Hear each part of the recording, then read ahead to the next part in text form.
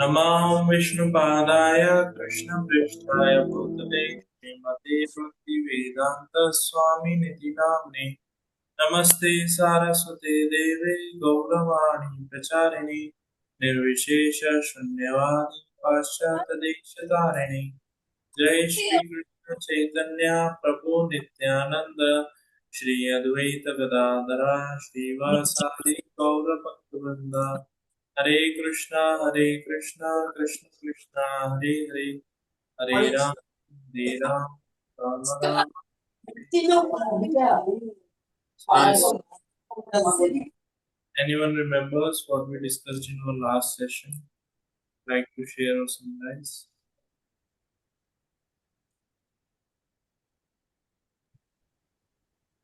Prabhuji, we discussed shlokas 28, 29 and 30 of chapter 6, in which Lord Krishna says that a true yogi is free from all material desires and is always happily situated in Krishna consciousness.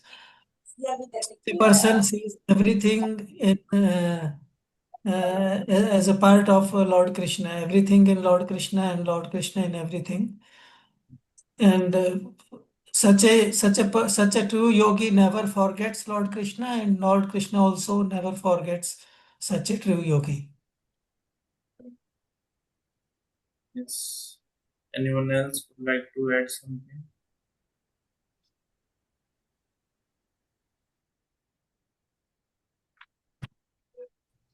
Hare Krishna Prabhuji.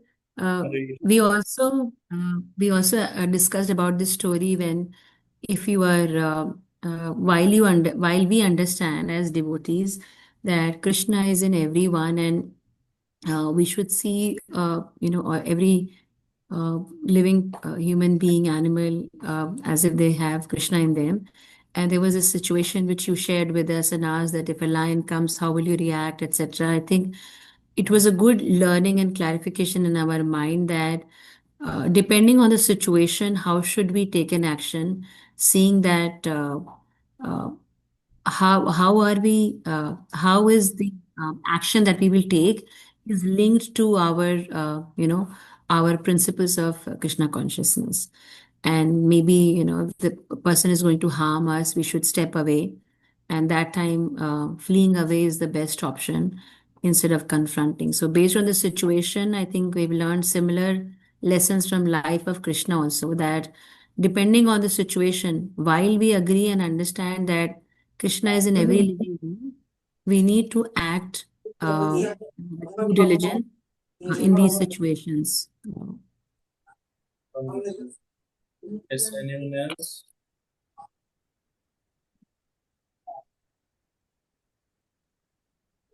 All right.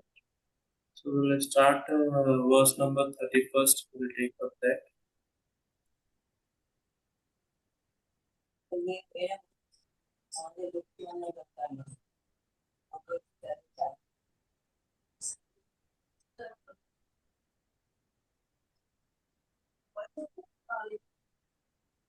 take up verse number 31st and 32nd today.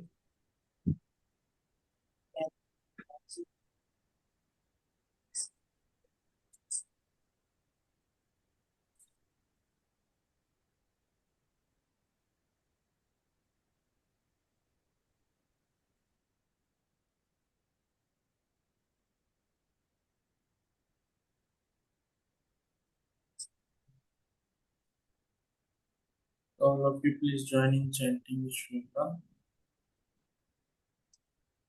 Yo mam pashyati sarvatra, sorry, 31st. 30 is already we took. Sarvabhuta sthitam yo mam Sarvabhuta Sthitam Yo Mam bhajati ekatvam astitha Bhajate Ekatvam Astitah sarvatha vartmanopi Sarvatha Vartamanopi स योगी मयि वर्तते. Sayogi Mai Vartate. Anyone would like to chant the shloka? सर्वभूतस्थितं जो मं भजते कृतमस्थित सर्व सर्वथा वर्तमानोऽपि स योगी मयि वर्तते। Yes, anyone else? सर्वभूतस्थितं यो मां भजत्येकत्वमास्थितः सर्वथा वर्तमानोऽपि स योगी मयि वर्तते। Wonderful. Yes, anyone else? सर्वभूतास्थितं यो मां भजते एकत्वम् अस्थितः सर्वथा वर्तमानोऽपि स योगी मयि वर्तते।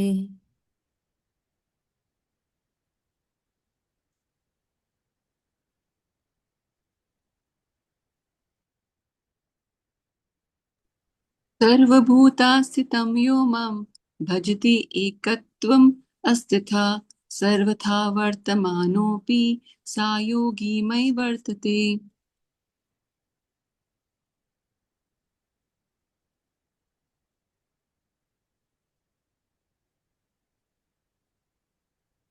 Prabhuji, you are on mute. We'll read the translation. Thank you. The yogi who knows that I and the Supersoul within all creatures are one worships me and remains always in me in all circumstances. So very nice clarity Krishna is bringing out in this verse. We'll read purport, then we'll try to understand more in detail. A yogi who is practicing meditation on the Supersoul sees within himself the plenary portion of Krishna as Vishnu with four hands, holding conch shell, wheel, club, and lotus flower. The yogi should know that Vishnu is not different from Krishna. Krishna in this form of Supersoul is situated in everyone's heart. Furthermore, there is no difference between the innumerable supersouls present in the innumerable hearts of living entities. Nor there is a difference between Krishna conscious person always engaged in transcendental loving service of Krishna and a perfect yogi engaged in meditation on the super soul. The yogi in Krishna consciousness, even though he may be engaged in various activities while in material existence, remains always situated in Krishna. This is confirmed in the Bhakti Rasamrita Sindhu of Srila Rupa Goswami. Nikhileshu avastitaso jivan muktasa uchate. A devotee of the Lord always acting in Krishna consciousness is automatically liberated.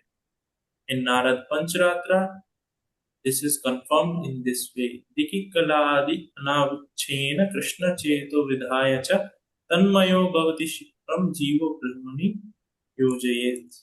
By concentrating one's attention on the transcendental form of Krishna, who is all pervading beyond time and space, one becomes absorbed in thinking of Krishna, then attains the happy state of transcendental association.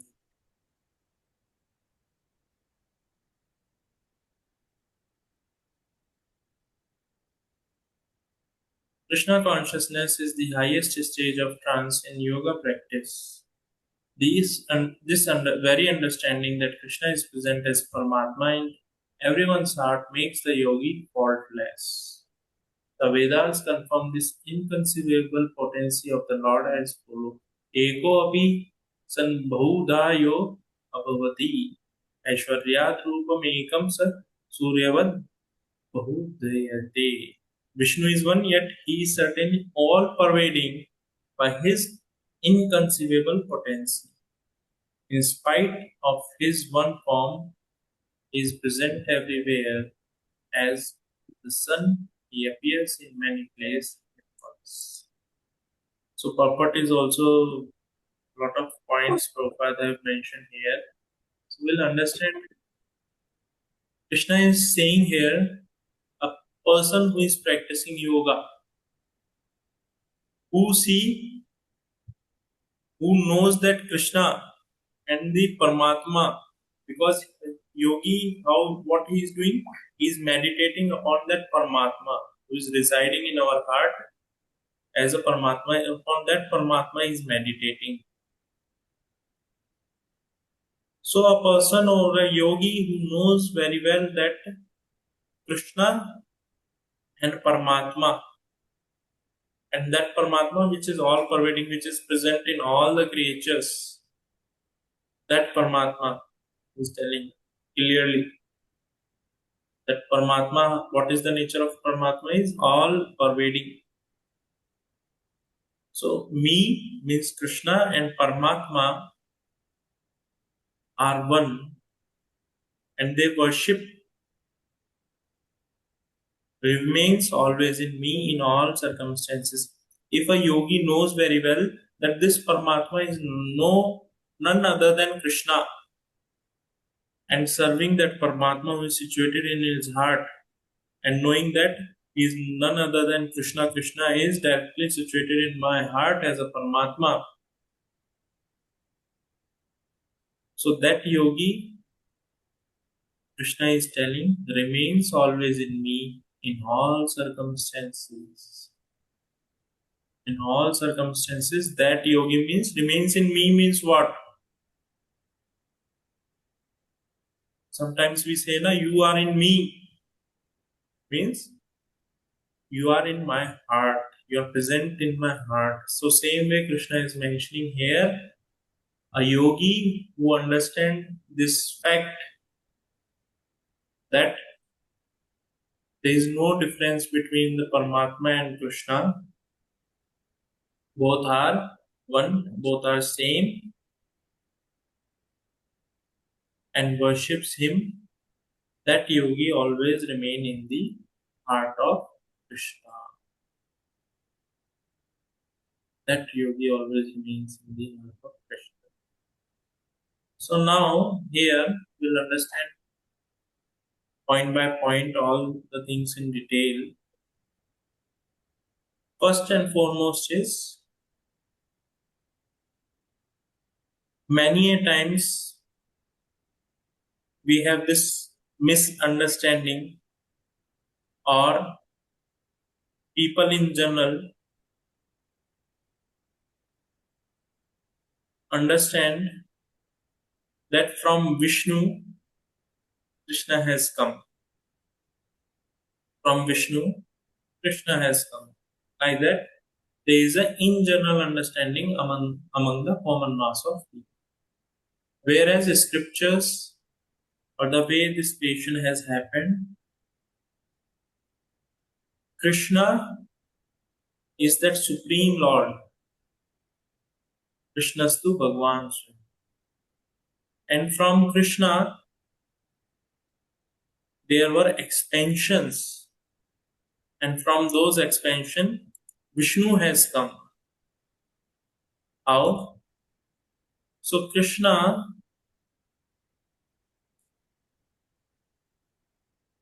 he first of all, he expands himself.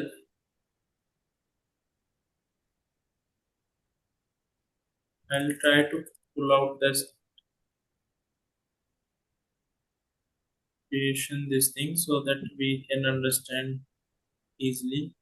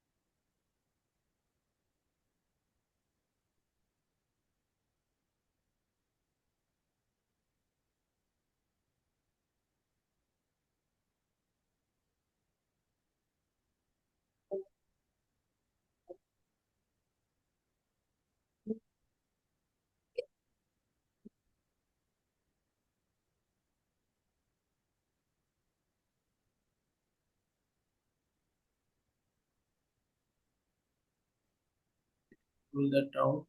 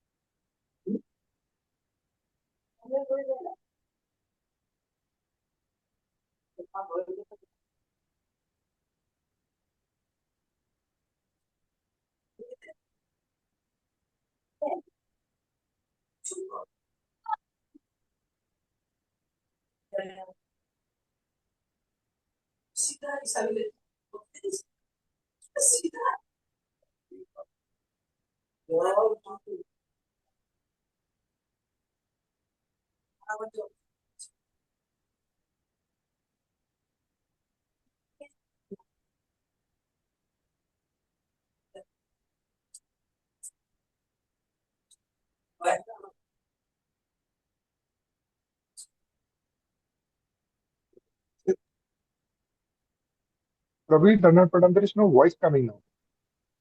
Yeah, I'm not speaking only, just a minute. So I was just searching for that Vedic creation chart to share how Vishnu expands from Krishna.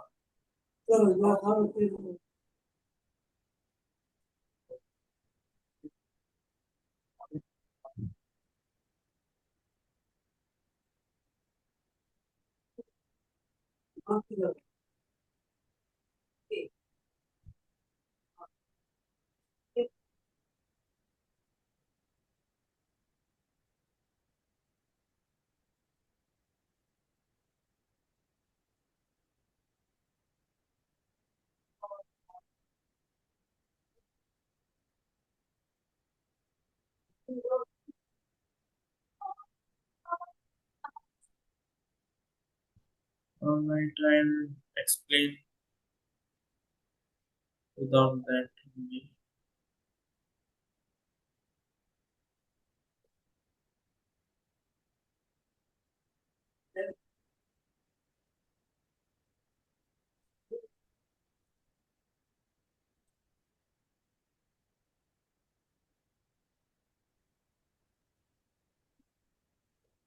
So basically,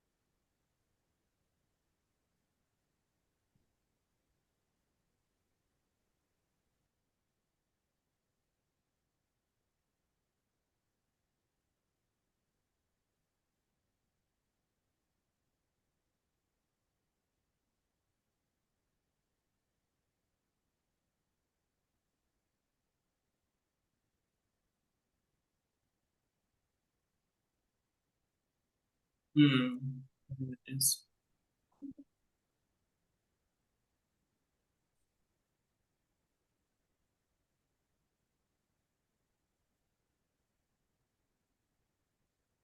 So, how this creation has happened, how Vishnu has come into the existence, that we'll try to understand quickly through this.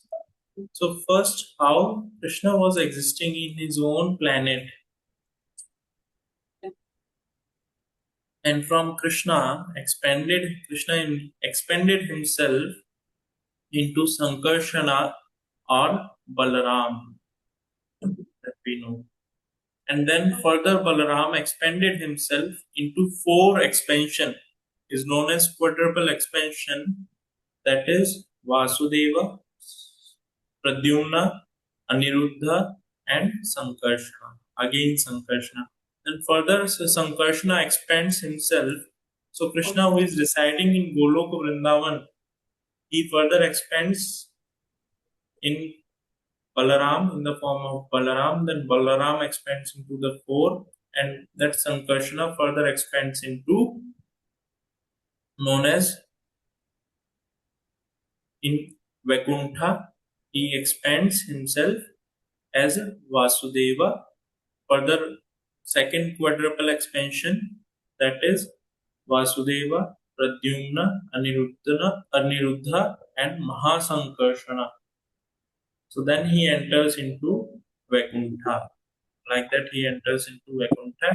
And further, this Mahasankarshana expands himself and enter into this material existence as Karnodakashai Vishnu, or also known as Mahavishnu. And from this Karnodakashai Vishnu or Mahavishnu, from his body pores, lot of universe are emanating. Lots of universe are emanating as he inhales or exhales. Those universe are emanating from his body pores, and in each and every universe, further Krishna enters into each and every universe as a Garbhodakashai Vishnu. He enters in each and every universe as Garbhodakashai Vishnu and resides there on Garbhodaka ocean.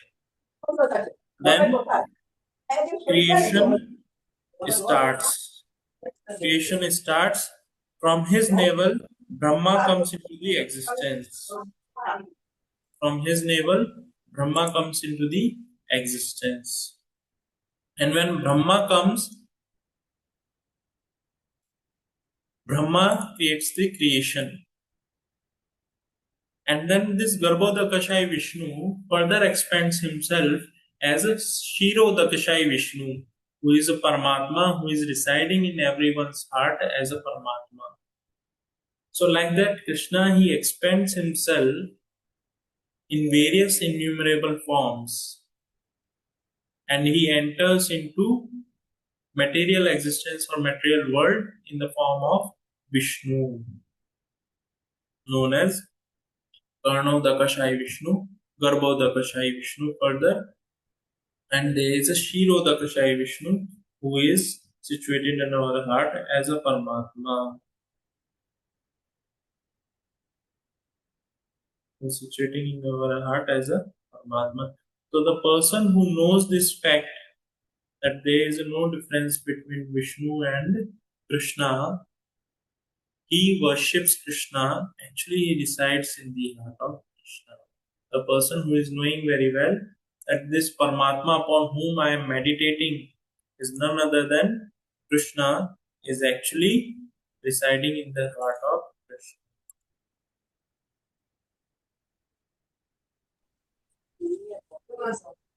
So next is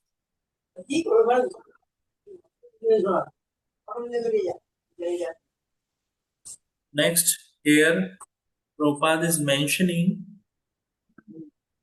nor is there a difference between Krishna conscious person always engaged in transcendental loving service of Krishna and a perfect yogi engaged in meditation on the super soul. Knowing this fact that there is no difference between Krishna and the Paramatma, A person who is meditating upon Krishna as a Paramatma, or a person who is serving Krishna, like rendering devotional service, that like the way we do, preparing bhoga, dressing the Lord, making the garland, cleaning the temple, all these things that we do, there is no difference. Because what happened when we serve Krishna, or serve or engage in the service of the Krishna, always our mind is absorbed in thinking of Krishna. Just like in the Bhagavatam comes the example of gopis. Gopis, they were illiterate. They were practically illiterate. They didn't know anything. But still, always their mind is engaged in thinking of Krishna. Oh, where Krishna has gone. Today it's a very hot day, sunny day. So Krishna would have been, that scorching heat. He would be going through a lot of trouble in the forest. Some animals, there would be a danger for Krishna, or some, thorns, all those things like that. Gopis are thinking Krishna's feet is so soft that his soft feet can be harmed by the thorns. Whether he had his lunch or not, like that, always their mind is thinking of Krishna. Same way when devotees they serve Krishna, so their mind is always in anxiety about Krishna, how they can optimize, or they can improve, or they can serve Krishna better. Just like in Vrindavan, we are constructing this world tallest temple. So our mind is always how we can construct a tallest temple for Krishna, how we can make it as soon as possible. All these things goes in our mind. So always, what is happening? One place in 1975, like that, one of the devotee was engaged in the service of constructing the temple, ISKCON Vrindavan. And those days, getting the cement and all those things was not so easy. So his mind always, this thing is there, how to arrange cement, how to arrange this, how to arrange that. So one day he got so frustrated, he went to Prabhupada and he said, rather than becoming Krishna consciousness, I have become cement consciousness. In my consciousness, only cement is there. How to arrange cement, all these things I am chanting, I am thinking of cement, all these things is happening. So Prabhupada said, to serve Krishna, to construct his temple, this you are thinking of cement for what purpose? To construct his temple. So even though you are thinking of cement, but actually what you are doing for Krishna, you are thinking like that. So Prabhupada said that once you construct the temple, then you chant nicely, chant peacefully. Now if you are thinking of cement, for what purpose? To serve Krishna, to construct his temple. So like that, devotees, when they engage in the practical service of Krishna, just like during festival days, devotee they prepare chapan bhog, so they are thinking what all items to be prepared. So like that, their mind is engaged in thinking for Krishna.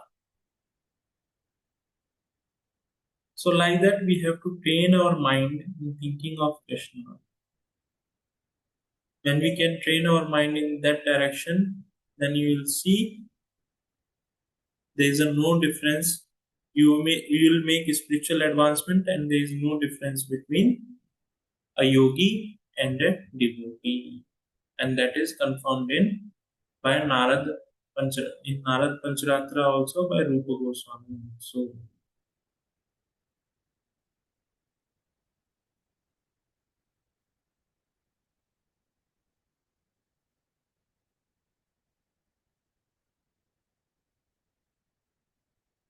here very important point Prabhupada has mentioned. from the Vedas he has taken up this thing. Eko api san bhudayo avabhati. Aishwaryad Rupam Ekam Hi Suryavad Bahu Deyate.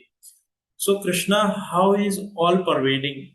It's not like my heart Krishna or Paramatma is different from your hearts Krishna or Paramatma. All are same. How? How we can understand this thing? We can understand this thing through an example. Just like if you fill 100 pots, all pots are filled with water and are placed in different location or all together also. You will see in each and every pot reflection of sun is visible. In each and every pot there is a reflection of sun is there. Whether they are kept together or they are kept far away. Every pot is having sun. So that sun is one only. There is only one sun. But that sun is present in all the pots through reflection. So same way Krishna through his various expansion he expands, but same Paramatma Krishna who expands himself as a Paramatma known as Kshirodakashayi Vishnu, he is present in each and every one's heart as a super soul. He is present in each and everyone's heart. So Krishna, he himself expands for what purpose? Anyone would like to share for what purpose Krishna expands?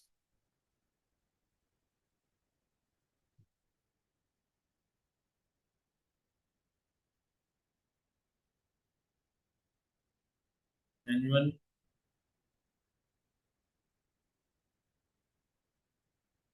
Why Krishna expands himself in so many forms?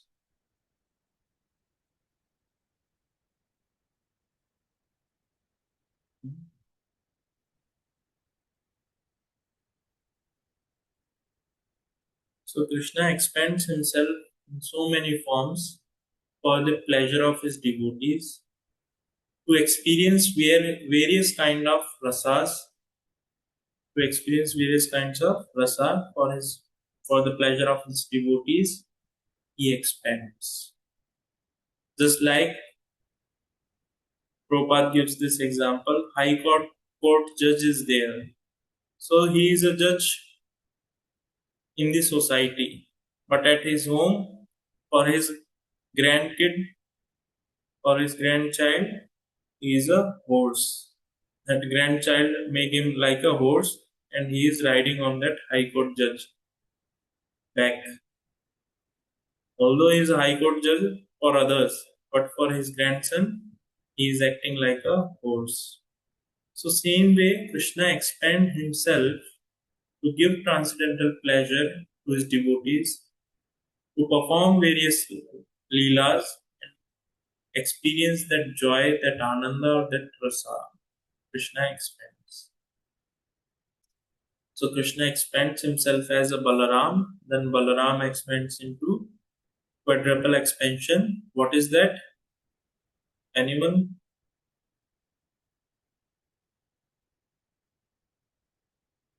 Just now we discussed.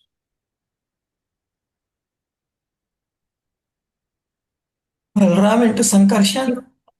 Hmm? Pradyuman. Hmm?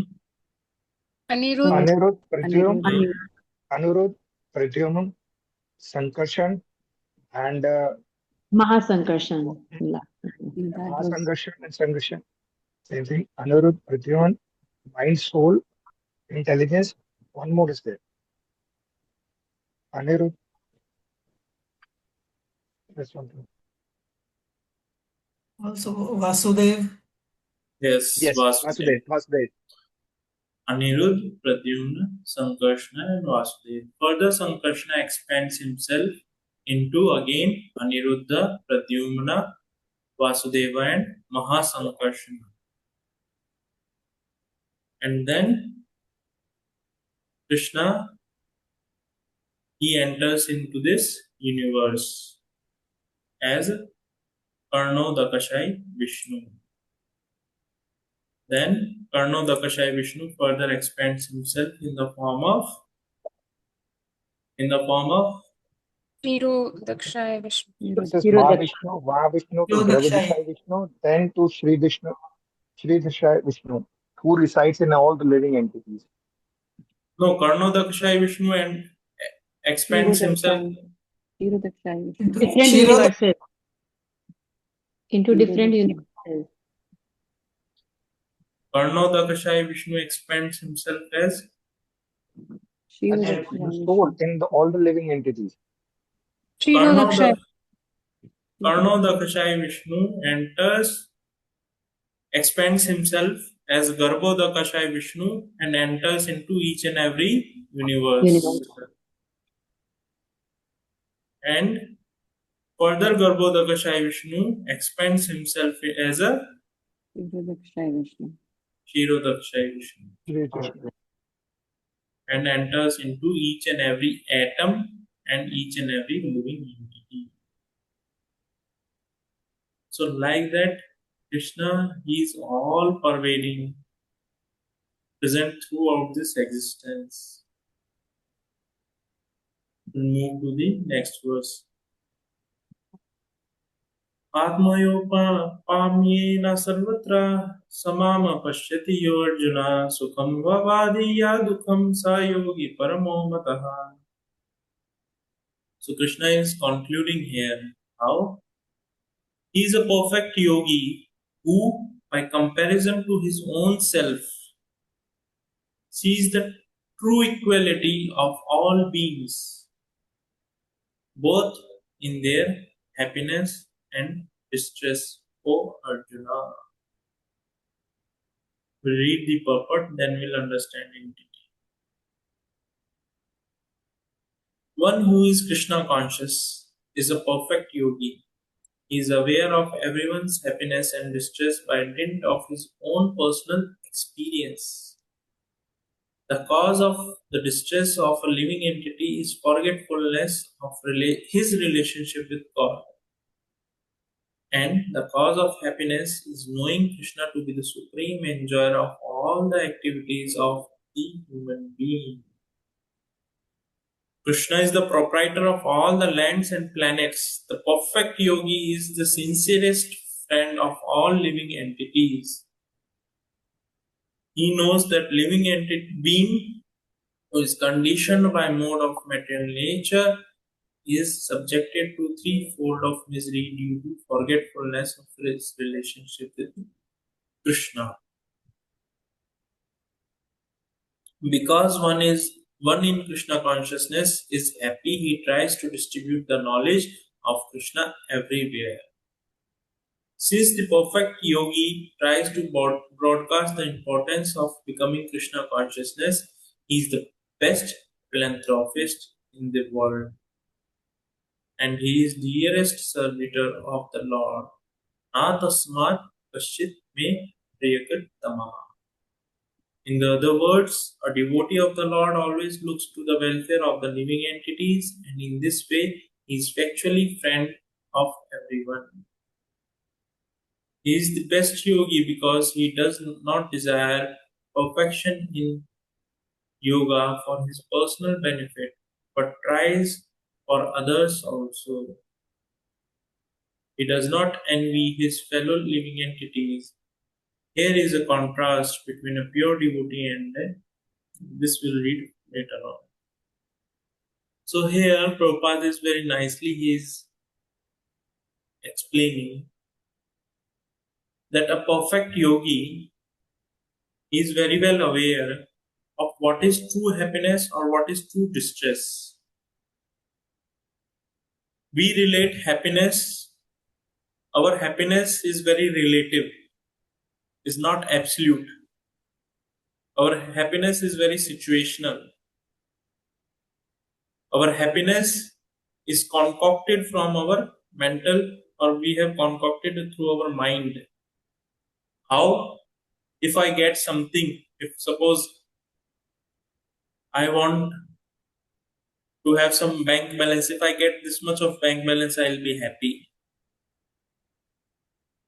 If I get this car, I'll be happy. If I get this house, I'll be happy. If I get this, I'll be happy. If I get this position, I'll be happy. If I get this much salary, I'll be happy. So, like that, we define our happiness with various conditions. Whereas for a yogi, the absolute happiness or a true happiness, what is that? Is reviving our relationship with Krishna, or knowing Krishna to be the supreme enjoyer. Remember, we read this verse in chapter 5th, last verse. Anyone can read out? 5th chapter, last verse, verse number 29.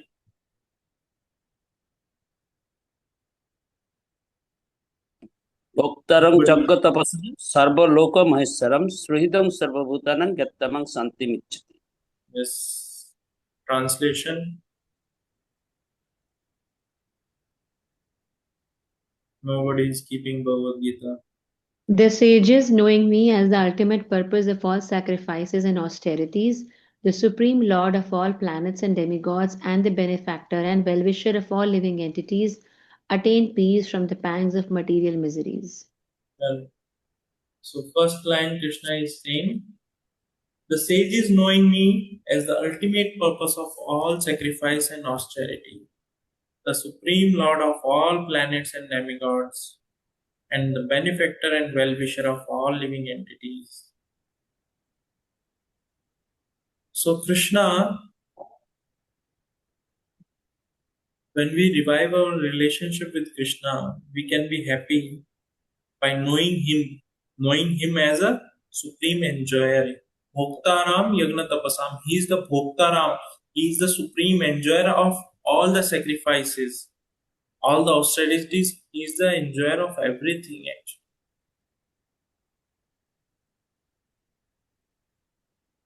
He is the well-wisher of all the living entities. When we know this fact, we can be happy. Currently, what is happening? There is a situation of stress across the world. Throughout the world, there is a situation of stress is prevailing. Because they think themselves to be the enjoyer, and for that they are fighting for power, for land, for some resources. They are fighting with each other, and because of that, distress is created among all the citizens across the world in some way or other way. Whereas when we know Krishna to be the supreme enjoyer, to be the supreme owner, Ishvara, controller, well-wisher for all the living entities, we can attain peace, and when peace is there, one can experience the happiness. So that is the true happiness. Or following this process, reviving our relationship or Krishna consciousness, one can experience the happiness. Whereas if we forget our relationship with Krishna, how much ever we may try, we cannot be happy. Distress will be forced upon the living entities, because by default this nature or this creation is dukhalyam ashashvatam, is full of dukha and is temporary in nature. Is full of dukha and is temporary in nature. So a person who is practicing Krishna consciousness, a person who is knowing very well Krishna to be the supreme enjoyer, cause of all causes, he engage himself in spreading this happiness with all the living entities. He engage himself in spreading this happiness among all the living entities. And that is the That's how we do know, like people, they go to the needy people and distribute some resource, some commodities like grains, rice, dal, all these things they distribute. Why? They are sharing their happiness, their resources in the form of happiness among poor people or beggars. Same way, a Krishna consciousness, knowing this highest, having this highest knowledge, is distributing this knowledge to others to make them happy. And this is the highest philanthropist work. Why? Because that person is trying to relieve the living entity from the pain, from the distress eternally. Eternally, he is trying to make that living entity free from the distress. Whereas, by distributing some grains, some rice, dal, all these things, a person is driving away distress at bodily level only. And that also for temporary or for some time being, maybe one life, max to max one life. Next life he has to undergo again pain and distress. Whereas Krishna conscious person, what he is doing, he is liberating him from distress and pain that he may experience life after life. He is liberating that living entity. At soul level, he is eradicating the pain of that living entity. And this is the highest welfare activity, even confirmed by Krishna at the end of Bhagavad Gita, 18th chapter. What he is saying, Tasmat Kaschidna me priyakrit tamaha. No one is dear to me than he who distributes this knowledge. Can anyone open chapter 18, verse number 75 or 76 or 68? तस्मात् 68. मनुष्यस्य तस्मिन् प्रियकृत्तमो भविता न च मे न प्रियतर भुवि 60 Sorry, 69. 69. Verse number 69. Can anyone read out the translation?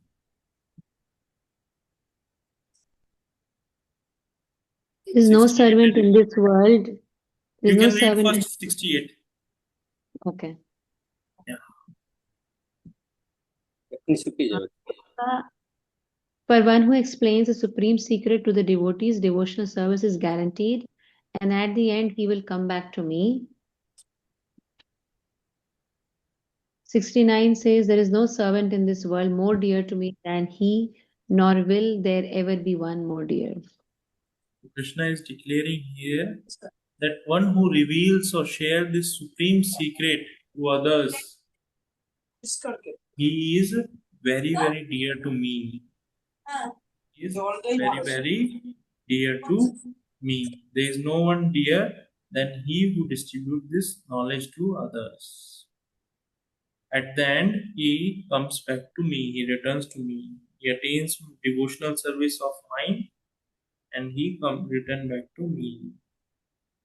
So this is what is actually, that's how a Vaishnava is known as Paradukha Dukhi. Means seeing others in distress, he feel the distress. Seeing others in distress means even their happiness, so-called material happiness, is actually give distress to a Vaishnava.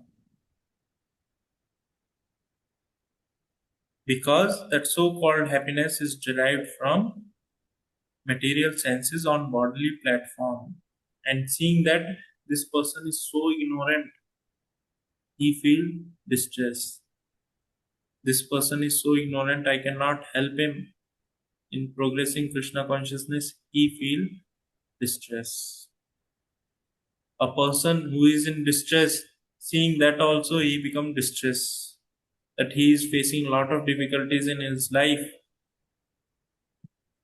he experienced distress. Why? Because if he takes to Krishna consciousness, there will be no distress in his life.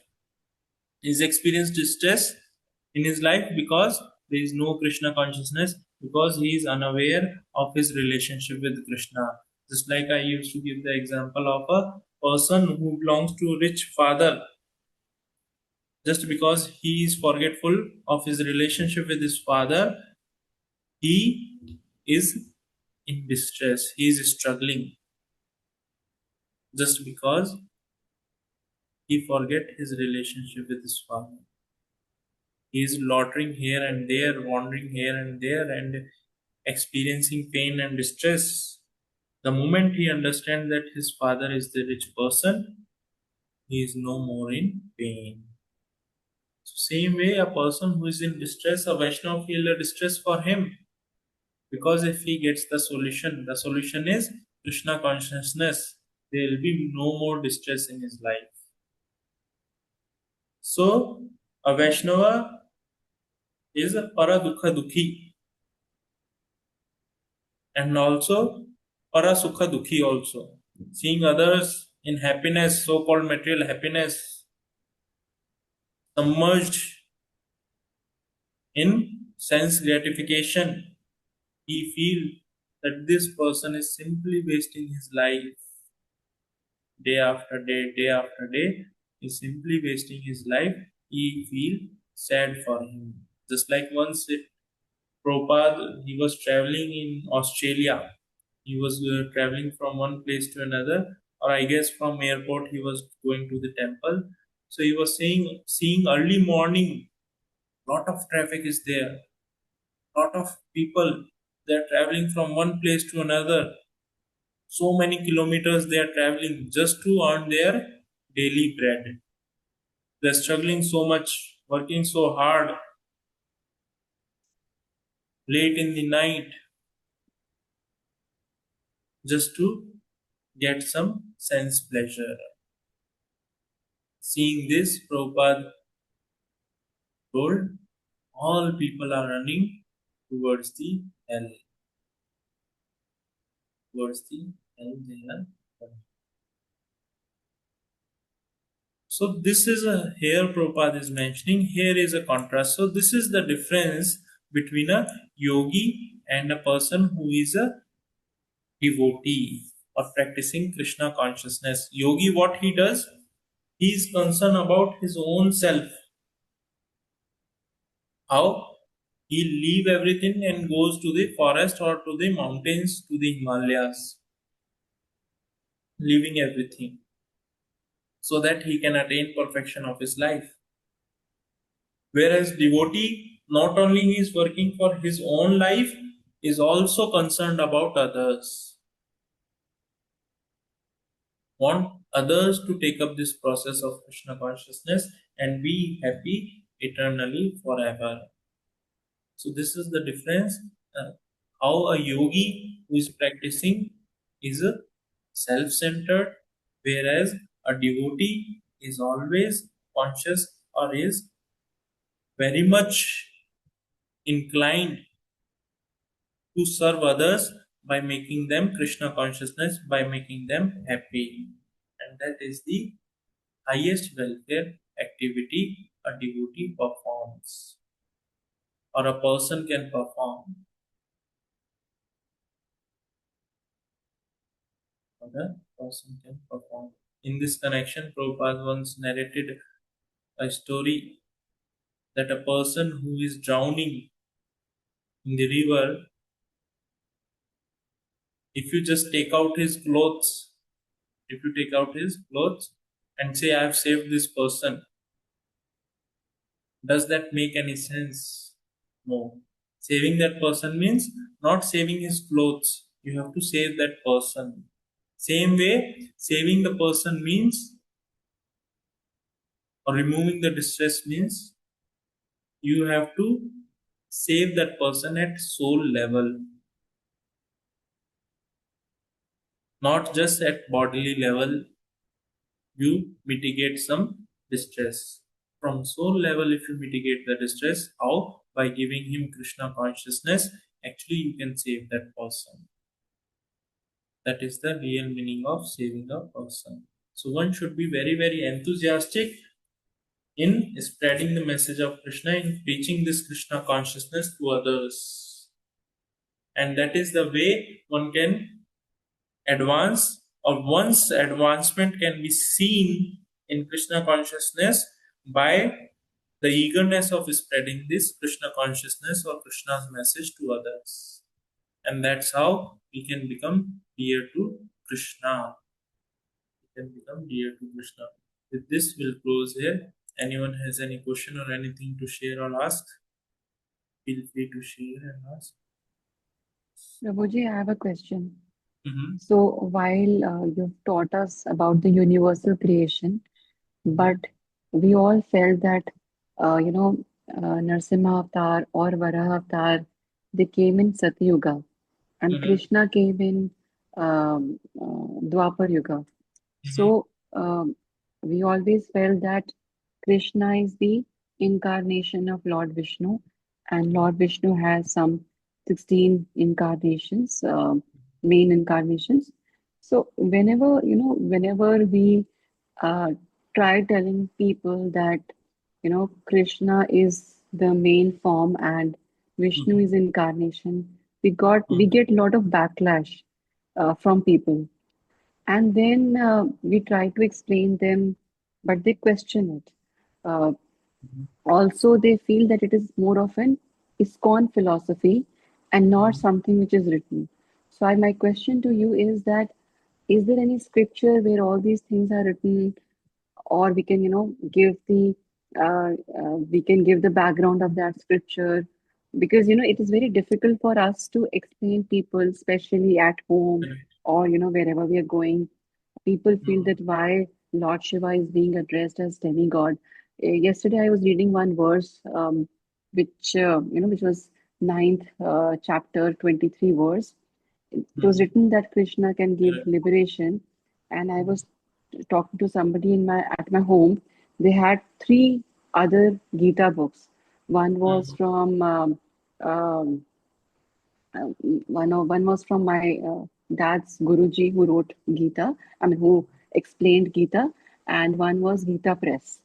I tried reading that verse from Prabhupada's book, then from Gita Press, and also from my father's Guruji's book. So nowhere it was written about demigods. Only demigods is mentioned in our ISKCON Prabhupada book. Also, the way it's been explained here in Prabhupada's books is I am not questioning that, but when we are telling it to people, it becomes very difficult to make people understand all those things. So I wanted to ask you that how do how where we can see that it's written here, or people can read that out. Okay.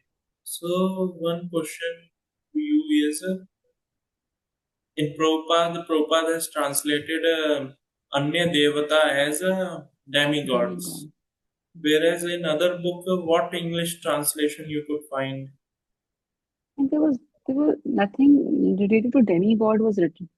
I'll read So, more, but nothing specifically it was mentioned that Lord Shiva is a demigod. Like not, Gita Press, it doesn't have any purport. The purport which no, was what I am asking is uh, translation of Anya Devata. So, verse number 23rd, it goes like, Yo api Anya Devata. Anya Devata, how it is translated? Anya means other. other Devata means, gods, so other yes. gods, So, in other translation also it is mentioned as other other gods. gods. Yeah, Okay. Okay. So, coming to your question, first question is, Krishna Lord. appeared much later in Dwapar Yuga, whereas other Avatar, Narasimha, Vamana, Varaha, all these they appeared much earlier. Even Lord Ram. So how come Krishna is that supreme, or from Krishna everyone has appeared? So this is very important to understand for all of us. So Krishna, just like, suppose by birth I am born as a blind person, and in the late evening, by Krishna's grace, some operation happened, miracle happened, and I could get my eyesight, the vision to see, to perceive this world. So I saw outside the window, there is no sun, only moon is there. Only moon is there, there is no sun, there is no existence of sun. Sun came, suppose now it is 8, 9:30. Sun came morning 5 or 6 o'clock. After some 8 to 9 hours, I could perceive sun. So can I say, no, sun comes late, moon comes first? When moon is there, then after that sun comes. So moon is the first one. Can I say like that? No, both are happening cycle. In cycle, both are appearing, disappearing. Just because I cannot see, I cannot perceive, it doesn't mean sun is not existing or sun is coming late. We cannot say like that. We cannot say like that. Because just because I cannot see through my senses, I cannot perceive, it doesn't mean sun is not existing. In night, I cannot see the sun. So can I say sun is not existing? Everyone bluffed me from last 20, 30 years because I was blind. So everyone was bluffing me, sun exists, but then no sun is there, only moon is there. To understand this fact that sun is also present, I have to wait. I have to wait patiently for next 8, 9 hours so that I can see the sun. I have to wait patiently. I have to go through that process by which I can perceive sun through my own senses. Same way, Krishnastu Bhagwan Swam, Krishna is that supreme personality of Godhead. How do we understand? Because Krishna, even though he appeared late, it doesn't mean Krishna is not existing. Just like suppose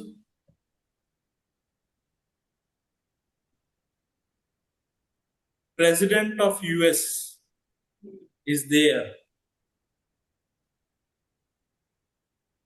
in the US, but I have never seen him. I have never heard about him. Can I say President of US doesn't exist? Because I have not seen, I have not heard, I can say President of US is not exist.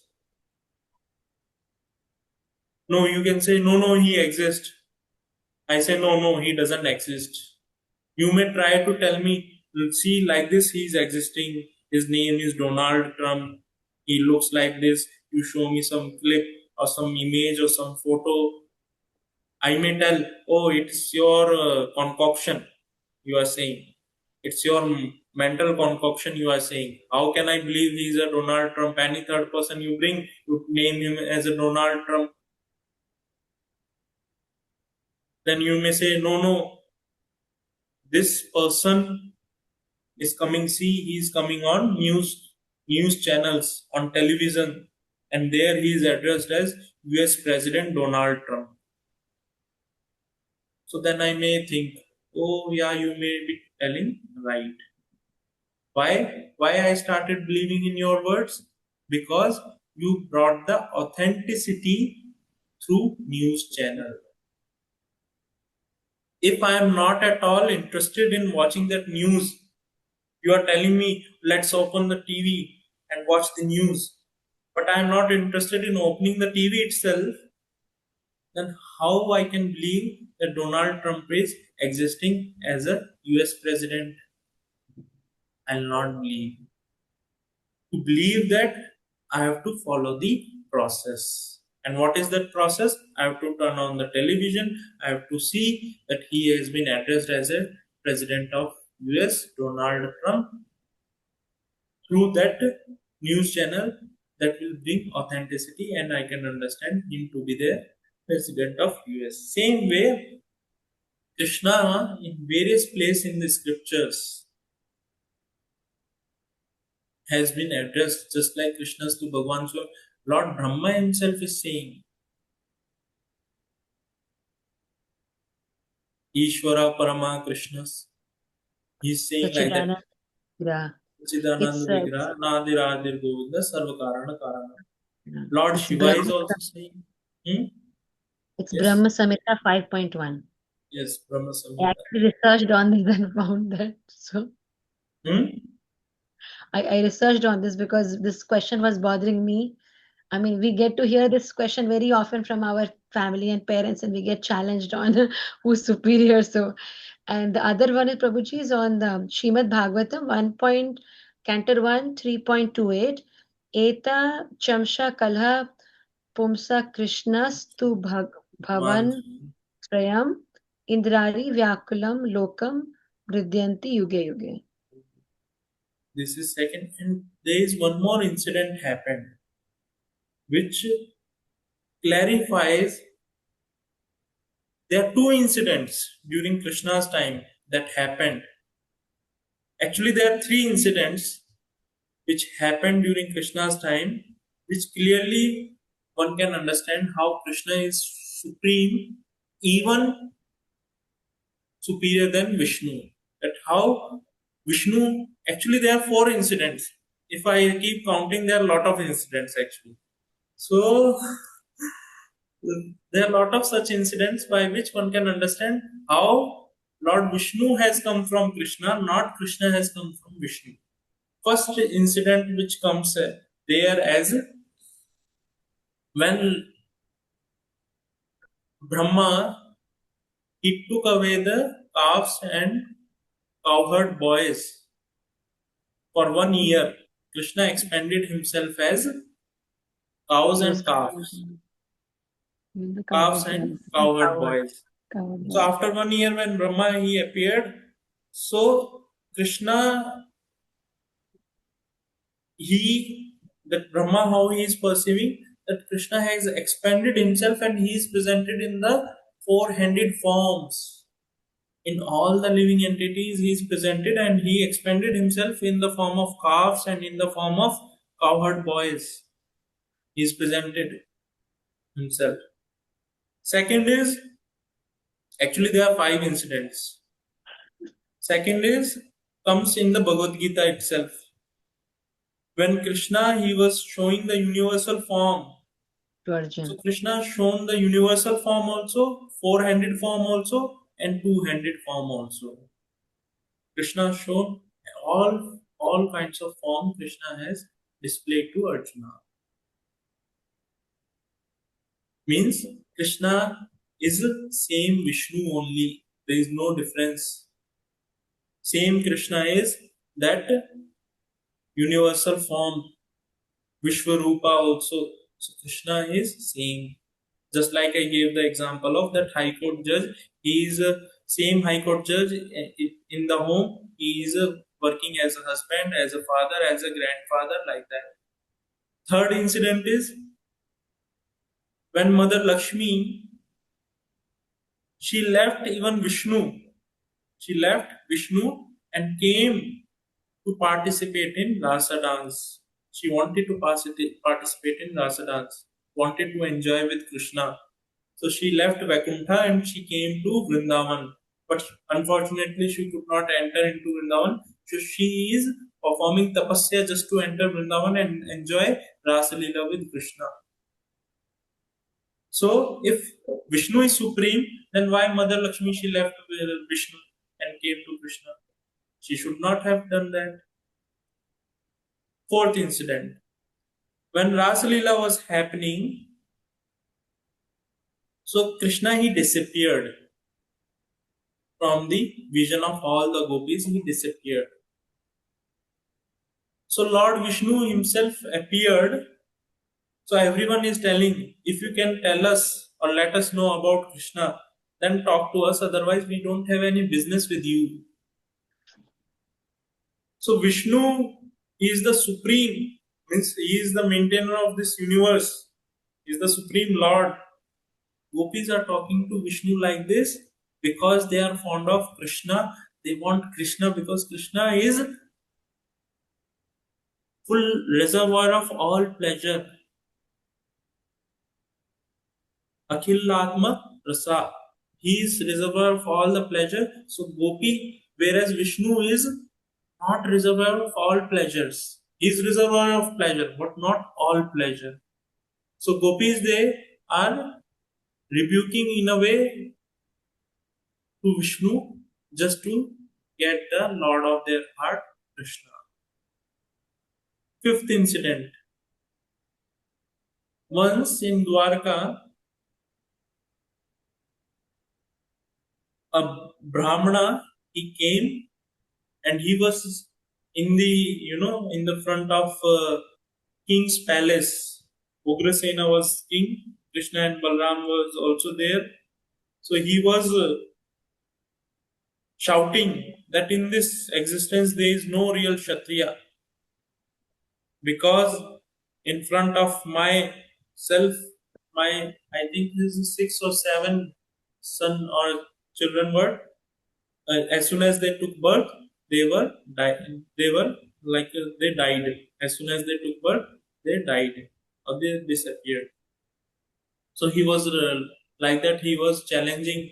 So Arjuna, he heard this, and Kshatriya, Kshatriya's ego is like, if you challenge a Kshatriya, they will take it to their ego. So Arjuna immediately got this thing. How can you can say like this? There is no real Kshatriya in this world. You tell me. I will figure it out. How can your son can be disappeared as soon as your child is taking birth? He is getting disappeared. How this can happen? So next time, whenever your child is expected, just call me. It will not happen. I am a true Kshatriya. I will prove that real Kshatriyas are also existing in this world. So what happened?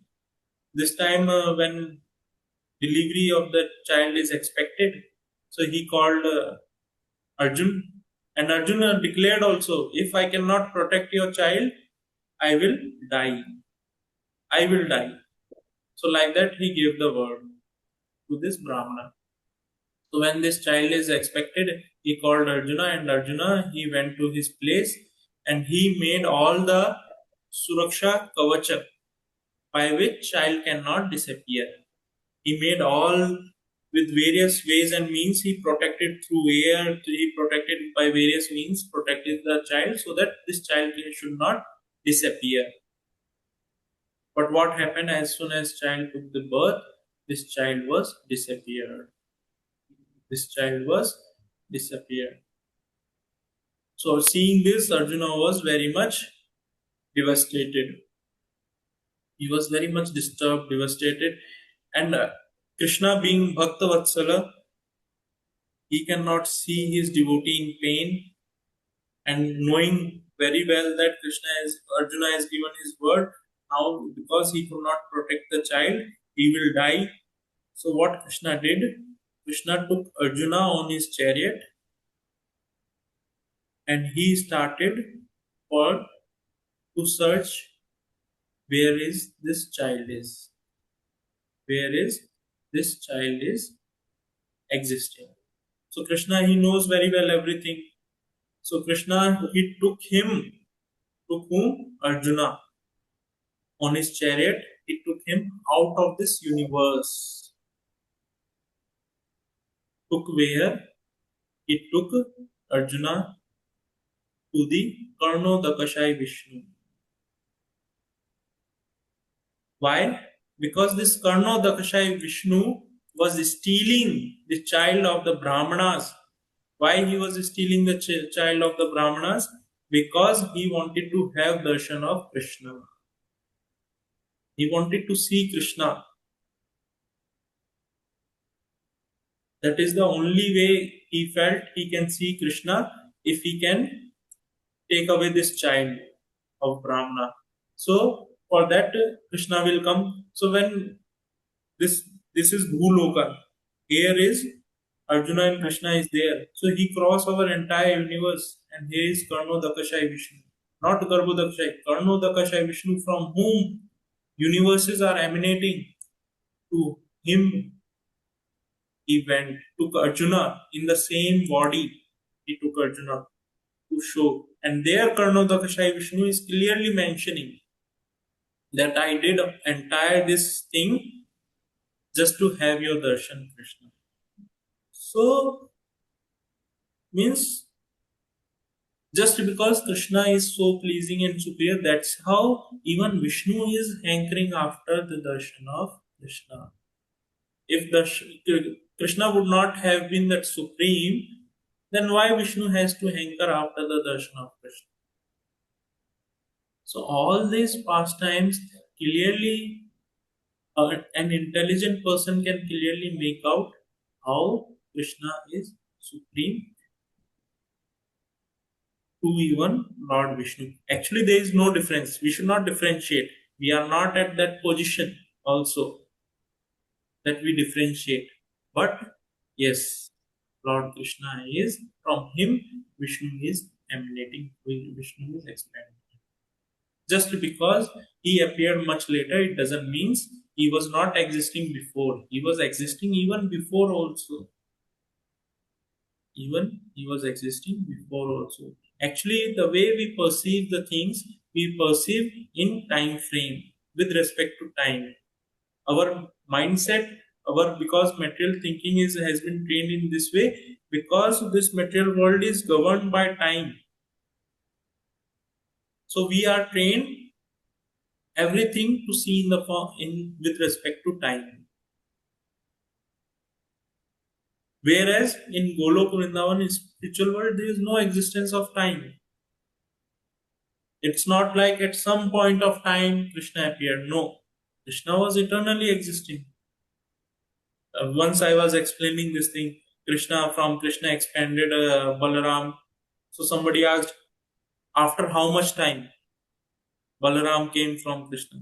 No, it's not like after 1 second, 10 second. They are eternally existing.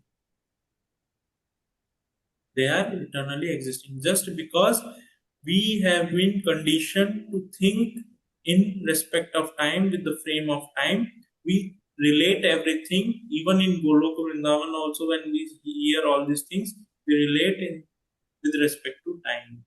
Whereas everything is existing eternally. There is no beginning, there is no end. So Krishna, even now also he is present. In other universes, he is performing his leelas. He is performing his leelas in other universes also. So like that, he is existing. So now your second question is, how, like Prabhupada has addressed other Anya Devatas or Devatas as a demigod. So if we understand very simple, in simple layman language, God means Ishvara, who is a supreme Ishvara. Now, these devatas, they are inferior to that supreme God, Krishna. They are inferior to him.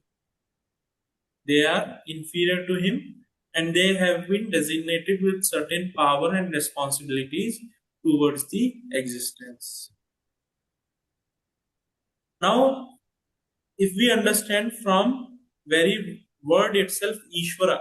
Ishvara means Ishita Shakti, means one who has a controlling power. One who has a power to control is known as Ishvara. And that's how Lord Brahma is addressing Krishna as, how he is addressing Ishvara Parama Krishna. He is Parama Ishvara, who? Krishna. He is the controller of the controller. He is Param, means he is superior, topmost. It means, if we see from Brahma's statement also, it means there are other Ishwaras also which are addressed as Devatas. Which are addressed as Devatas. Means these Devatas are also having controlling power, but is not as equivalent or as great as Krishna. Right? So they have some controlling power. So now Krishna is addressed as God. So just because they have some controlling power, at some level they have, somebody may have 5%, somebody may have 10%, somebody may have 20%. They have some certain controlling power is there in their hand. Means they are also God, but not complete God. So they are demi. Demi means they are partial. They are partial gods. They are Devatas, they are partial God, not complete God, not 100%. Right? So that's how Prabhupada has translated them as demigods. Now, coming to this point that some people say Lord Shiva to be the supreme, some people say something, but we have to see what exactly Lord Shiva says and what exactly the scriptures are saying. So, Lord Shiva is clearly mentioning in Padma Purana to Mother Parvati that Aradhana Nam Sarvesham Vishnu Aradhana Param. That among all the worship of Lord Vishnu is the topmost. And various other places also Lord Shiva and scriptures are also saying, even in Bhagavatam also it is mentioned various places.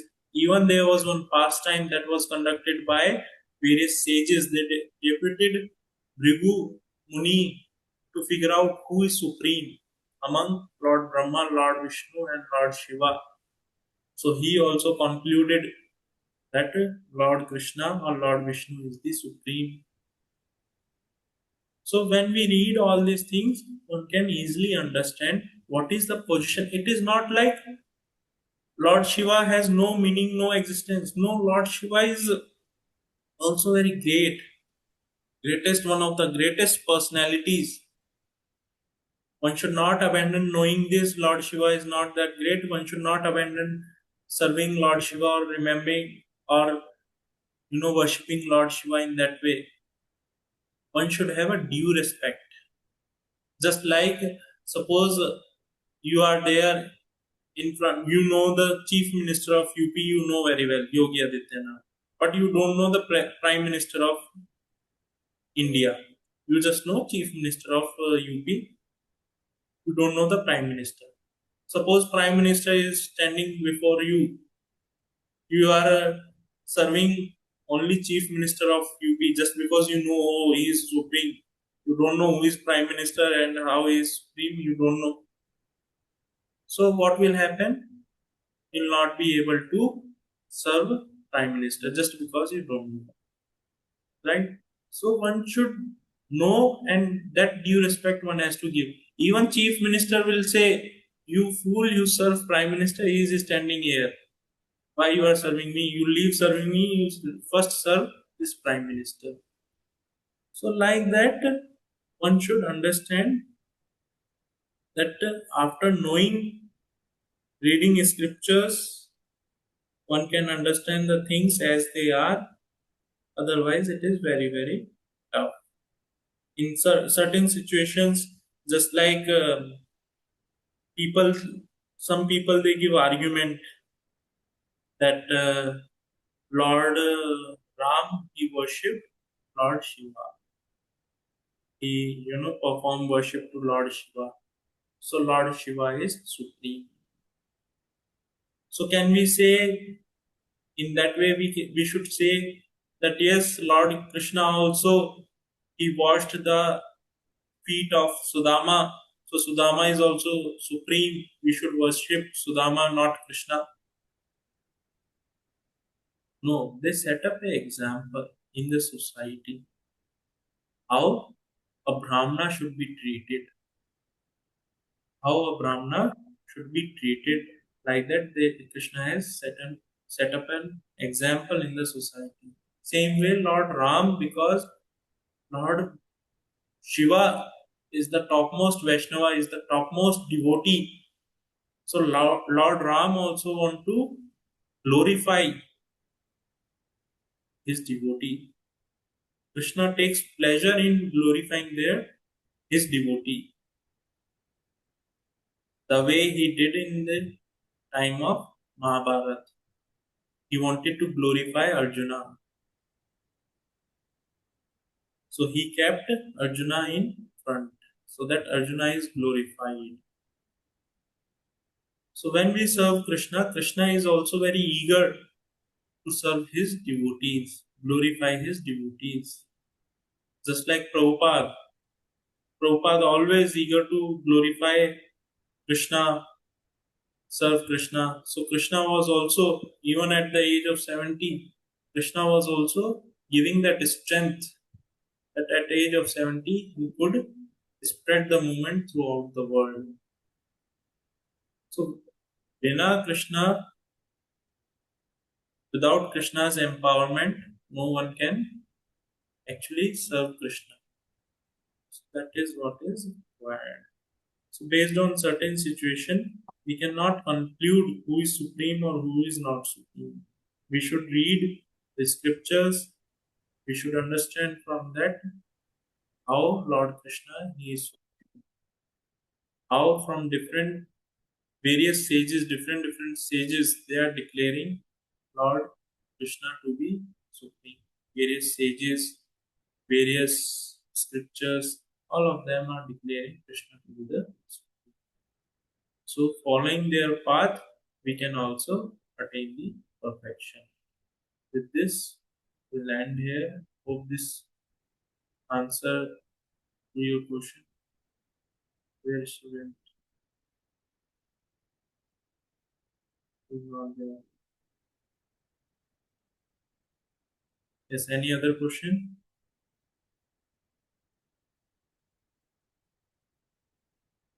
So we'll stop here. Srimad Bhagavad Gita ki, Jai. Prabhupada ki, Jai. Jai. Hare Krishna. Hare Krishna. Hare Krishna.